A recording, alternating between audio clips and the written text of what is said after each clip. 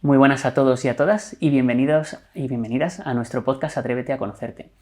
En este episodio vamos a hablar de un tema que para mí era bastante desconocido o apenas conocía sobre ello, que es el tema de la salud mental comunitaria, que es algo que tiene muchísima más importancia de lo que podemos creer y es el objetivo que perseguimos hoy, un poquito traer luz sobre todo esto y poder ahondar más en ello, ¿no?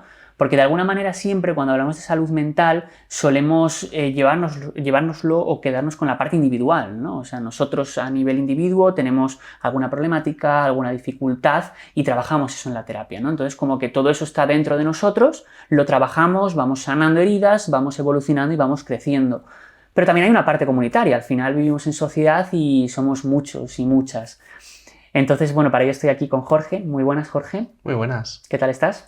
Pues encantado de hablar aquí contigo otra vez. Qué bueno, ya es el segundo que hacemos Ujú, y con temas muy interesantes también. Ya ujú, hicimos el primero sobre el estrés de minorías y ujú. ahora vamos con este tema que también va a ser muy interesante, Exactamente, estoy muy convencido. exactamente. Y bueno, si te parece, bueno, te voy a empezar preguntando un poquito en línea esta introducción que estaba haciendo, ¿no? ¿Por qué es importante tener una perspectiva comunitaria de la salud mental? Pues me parece un tema muy importante. Para empezar, voy a empezar hablando de lo que más cerca me pilla, ¿no? Que es la terapia a título individual, ¿no? Cuando una persona viene a terapia. Cuando una persona viene y buscamos qué le está pasando y qué objetivos quiere plantearse y negociamos y estudiamos los objetivos, algo fundamental que tenemos que hacer es ver cómo se ha originado, o una hipótesis de cómo se ha originado, si es posible, y una hipótesis sí o sí de cómo creemos que se está manteniendo el problema actualmente, ¿vale?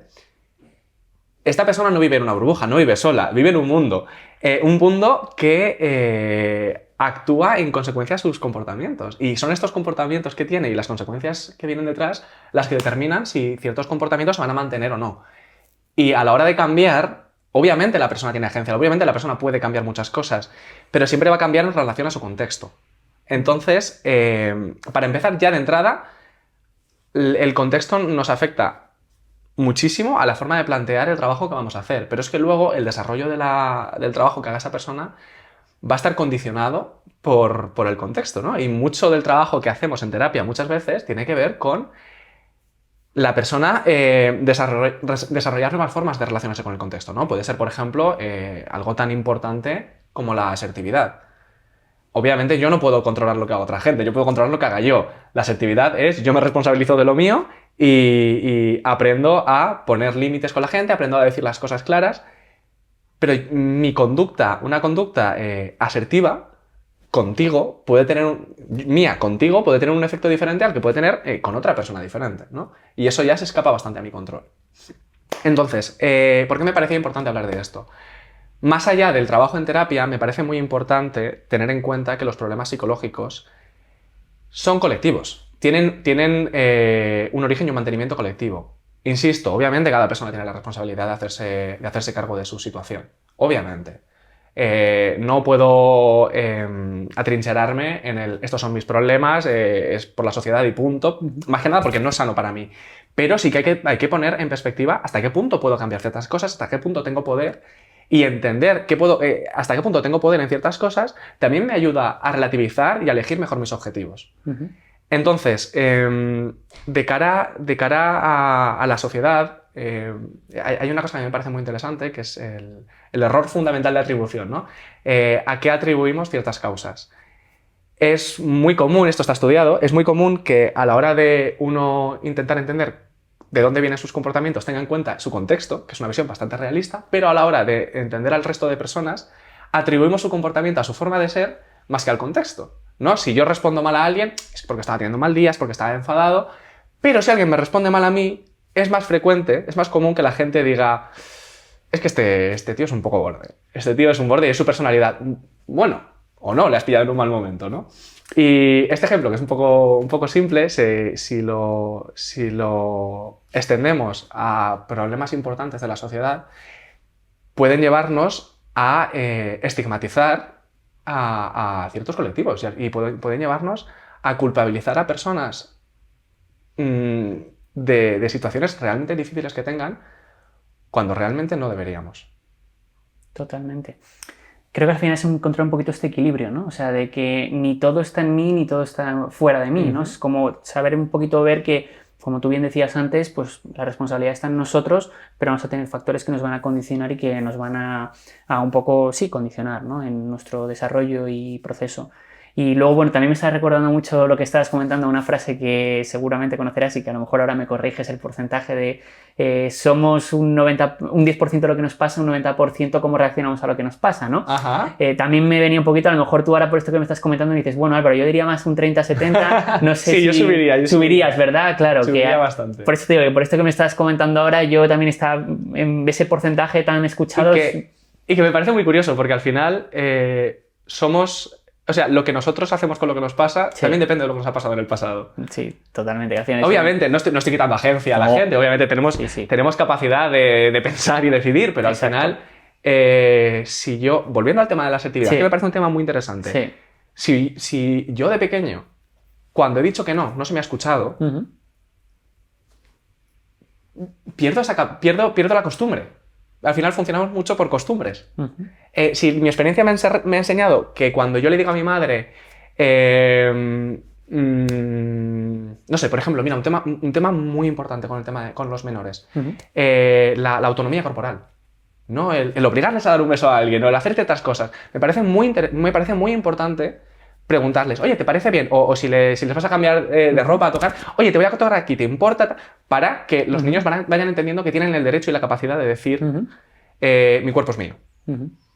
Y esto, de cara al futuro, les estamos protegiendo, les estamos dando herramientas para que en el futuro, cuando alguien intente hacer algo que les parezca inapropiado, ellos sepan defenderse. Pero si yo nunca he aprendido esto, no tengo ese repertorio. Totalmente. Sí, muy buena perspectiva esta que traes aquí, ¿no? Porque al final es algo que con gran parte de lo que hacemos damos por hecho, ¿no? Y como damos por hecho, lo vamos repitiendo generación tras generación, o bueno, porque lo hemos visto en casa, lo hacemos sin cuestionarnos ni tener un poquito de más esa posición crítica, ¿no? Así que muy interesante esto que traes aquí. Y bueno, un poquito siguiendo en la línea de esto que comentas, ¿qué factores comunitarios dirías tú que pueden impactar positiva y negativamente en la salud mental de los miembros de la comunidad? Pues muchísimos, todos los que te puedas imaginar. Para empezar, dinámicas sociales, como pues, prejuicios que haya, ¿no? Hacia ciertos grupos, pues religiosos, raciales, en base a orientación sexual, identidad de género. También el nivel socioeconómico de una persona, por ejemplo, ¿no? Es un factor que influye bastante en la aparición de problemas psicológicos y en su intervención. No es que las personas sean mejores o peores, es que simplemente su situación a veces facilita que se precipiten unos problemas u otros, incluso dentro de diferentes grupos. Es más frecuente que aparezcan unos problemas antes que en otros, ¿no? Está en tema de infancias, por ejemplo, estoy hablando mucho de infancias casualmente, en tema de infancias, por ejemplo, si tus padres están agobiados porque no llegan a fin de mes, va a ser mucho más difícil para ellos darte ciertas cosas. Irónicamente, también hay ciertos tipos de negligencia que son más comunes en familias con bastante poder adquisitivo, ¿no? El te dejo con la niñera y me desentiendo es muy común. Y obviamente todo esto que digo no lo digo desde el juicio a los padres, porque me parece muy importante entender que la gran mayoría de padres hacen lo que pueden con lo que tienen y con lo que han aprendido. Ojo, simplemente digo que serán diferentes dinámicas. Otros temas que me pueden parecer interesantes, que pueden influir mucho, por ejemplo, esto es algo que a mí me gusta mucho, que es el urbanismo. El urbanismo me parece muy interesante porque cómo están diseñadas nuestras ciudades o nuestros entornos puede tener impactos muy fuertes en cómo nos encontramos, ¿no? Por ejemplo, está la creación o tener disponibles espacios en los que socializar sin necesidad de consumir, por ejemplo, pueden facilitar mucho la creación de contacto entre personas del barrio. La vida de barrio puede ser muy, muy movilizadora y puede ayudar mucho a que las personas creen redes de apoyo, que al final es de lo que estamos hablando. Totalmente. Por un lado, políticas sociales y por otro lado, redes de apoyo. Totalmente, sí, un poquito las dos cosas que tienen que ir de la mano, pero Claro. funcionan independientemente, ¿no? Claro, Por decirlo así. Exactamente. Bueno, creo que no lo comenté al principio, pero escribiste un artículo sobre todo este tema que estamos hablando, que está subido en nuestro blog de CNews. Y bueno, tú en ese artículo hablas de la corregulación, ¿no? ¿Nos podrías contar un poquito más sobre esto? Súper bonito, sí. Bueno, se habla mucho de la autorregulación, ¿no? Estrategias que puede tener una persona para detectar qué estoy sintiendo, de dónde me está viniendo, si es que soy capaz de verlo o si es que se ve el origen y cómo lo manejo. ¿Qué hago para bajar la intensidad de ciertas cosas o subirla, según? Y eso es muy importante, eso se trabaja en terapia y es crucial, lo trabajo casi siempre con la gente. Pero también es verdad que es importante hablar de corregulación, cómo nos ayudamos los unos a los otros a regularnos. De hecho, es que para aprender a regularte, tú necesitas haber visto a otra persona regularse o que una persona te haya ayudado, ¿no? Esto que se hace mucho con los pequeños, otra vez pequeños, de decirles, ¿qué estás sintiendo? ¿Cómo te encuentras? ¿Por qué no pruebas a hacer esto? ¿Por qué no pruebas a hacer lo otro?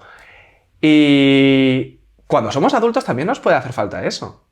O sea, un ejemplo gracioso, pero muy típico, que es de estás hablando con tu pareja, con un amigo, con un familiar, y le notas un poco que salta fácil, ¿no? Le estás notando el tono un poco raro. ¿Has comido? Ah, no, venga, vamos a comer, que te noto. ¿Tienes hambre? Ah, pues sí. Hay veces que la persona no se está dando cuenta de que él está desregulando y si nosotros le conocemos, podemos ayudarle a hacerlo. Muy interesante, sí, que al final es cosas que vienen de fuera, ¿no? Un poquito, Exactamente. pero que puede ser ese clic que hace falta a veces, ¿no? Para, bueno, pues para que nos demos cuenta desde dentro qué es lo que nos está pasando, ¿no? O sea, y esto se puede trabajar en terapia también. O sea, no, claro. En terapia también se trabaja no solo el cómo me regulo, sino el, oye, ¿por qué no hablas con esta persona que es un apoyo? Y le dices, oye, por favor, cuando veas que estoy así, necesito que hagas esto por mí. ¿Vale? La persona obviamente no se adivina. Y él, si de verdad me quisieras, sabrías lo que necesito, eso fuera. No funciona así. Pero parte del trabajo en terapia muy importante es ayudar a la gente a entenderse a sí mismos y educar a su entorno y hablar con su entorno para crear sistemas que les ayuden. Crear sistemas que les ayuden a regularse. Por eso hablo de corregulación. Vale. Y fíjate, muy interesante esto. Con la siguiente pregunta, bueno, muy relacionado o correlacionado, valga la redundancia, con esta pregunta que te quiero hacer a continuación, que es ¿cómo podemos trabajar a nivel comunitario para prevenir algunas cosas que puedan surgir, algunos riesgos o problemas que puedan surgir, ¿no? Porque claro, ahora me estás comentando que estas cosas las trabajas en terapia, ¿no? Por supuesto. Pero a nivel comunitario ¿podemos también trabajarlo? O, bueno, supuesto. ¿Cómo? Más que, pues, entiendo que sí, pero ¿cómo lo podemos hacer? Por supuesto.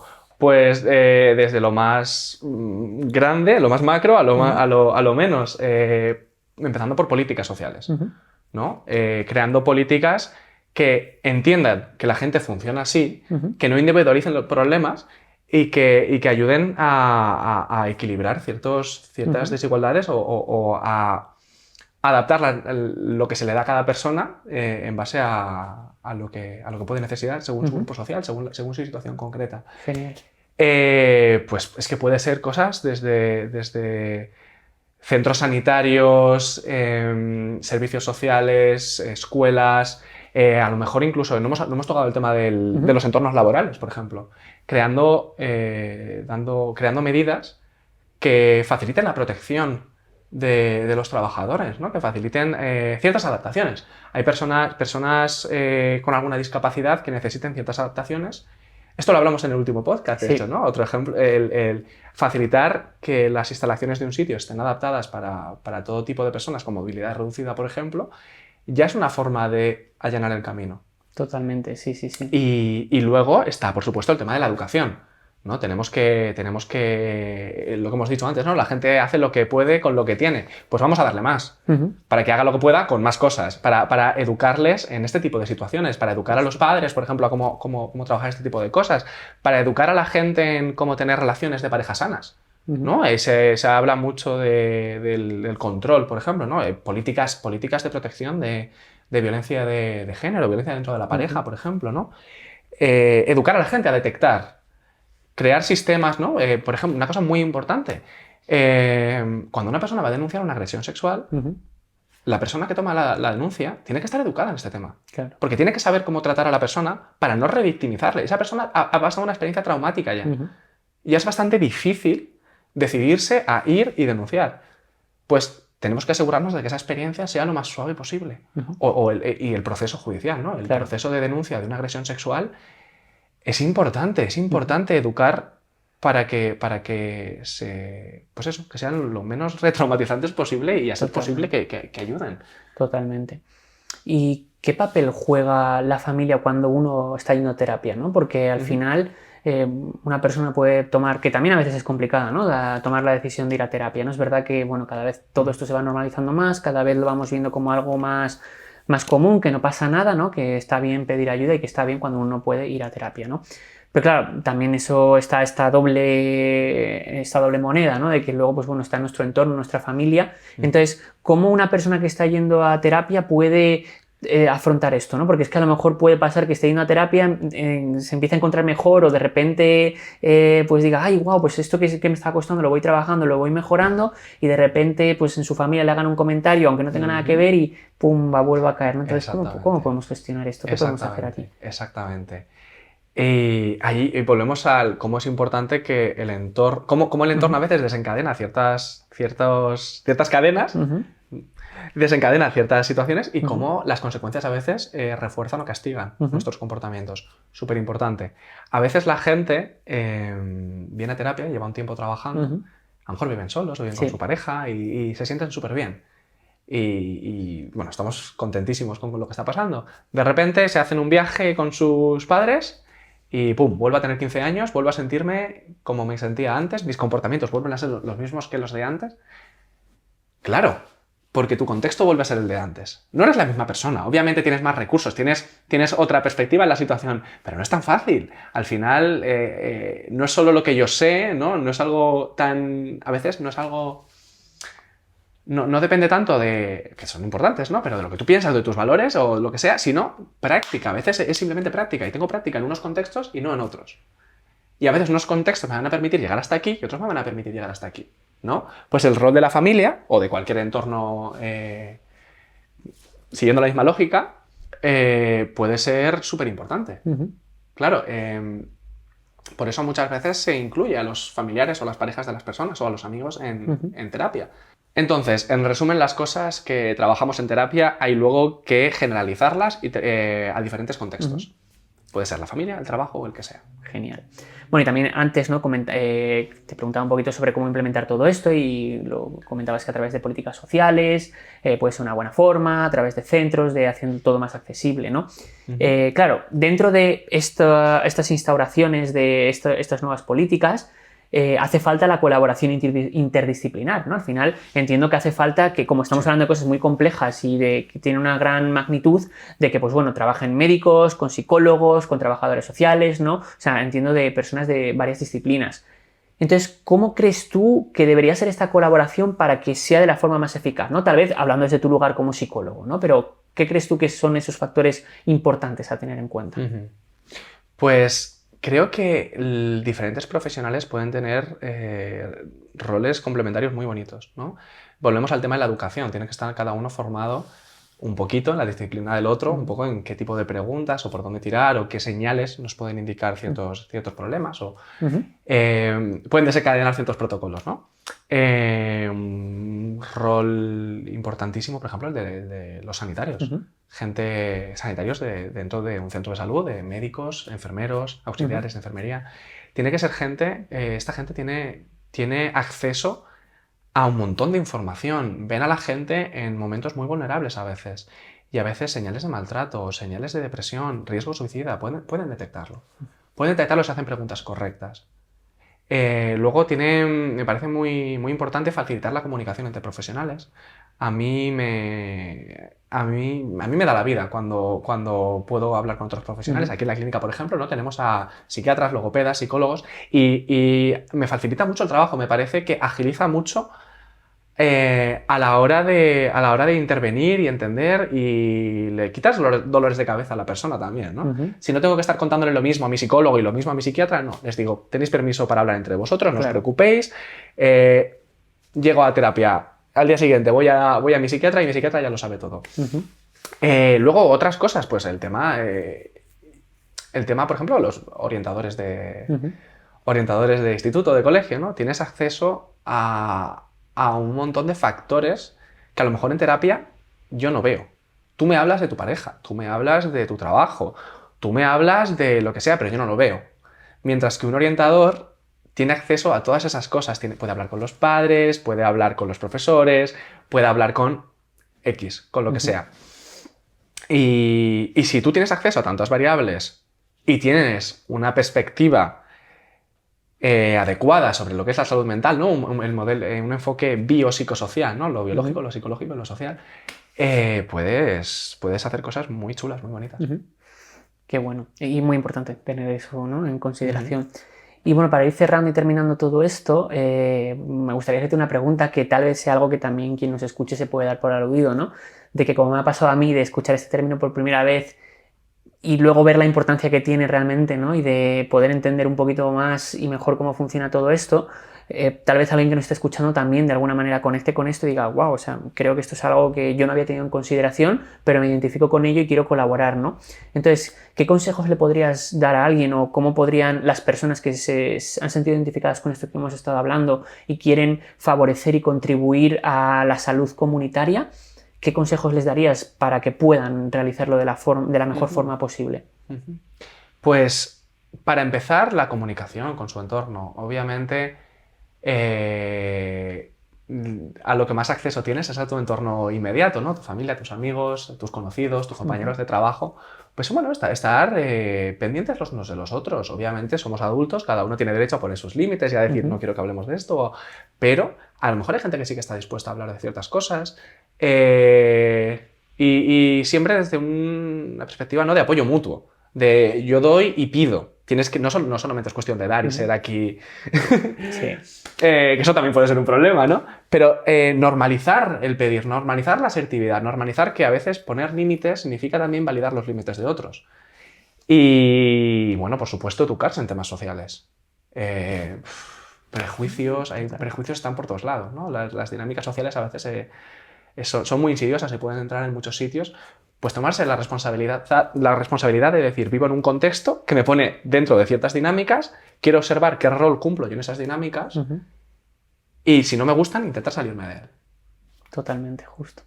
Bueno, Jorge, pues muchísimas gracias por toda la información que nos has contado, por todo lo que nos has transmitido y eso, como digo siempre, al final estoy seguro que esto habrá resonado en alguien o en varios y que de eso se trata y que bueno, que al final no solo somos uno, somos varios, vivimos juntos en comunidad, en sociedad y hay que tener en cuenta, por supuesto, y en consideración lo que uno siente, lo que uno tiene y las circunstancias de uno, pero también entender dónde estamos y todo lo que hay a nuestro alrededor. Exactamente. Así que pues muchísimas gracias. Gracias. Un placer. Hasta luego.